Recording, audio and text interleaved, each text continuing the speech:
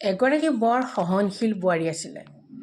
বোৱাৰীয়ে কোনো কথাতে ওজৰ আপত্তি নকৰে আৰু শাহু শহুৰে যি কয় সেই কথাখিনি বুজি লৈ কিন্তু শাহু শহুৰকো ভাল কৰিবলৈ চেষ্টা কৰে।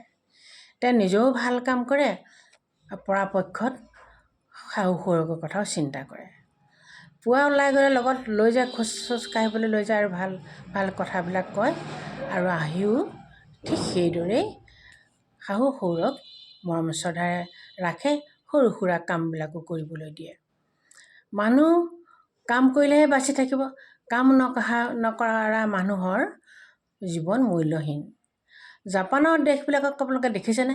জাপানৰ মানুহে কেতিয়াও অৱসৰ নলয়, হাত দুখন কাজুৱা কৰি ৰাখে, দুয়োখন হাতত তেওঁলোকে কামেই কৰি থাকে, যাৰ বাবে তেওঁলোকৰ জীৱন দীৰ্ঘায়ু হয় আৰু একদম নিৰুদ্বেগভাৱে জীয়াই থাকিব পাৰে, কোনো ষ্ট্ৰেছ নাৰাখে।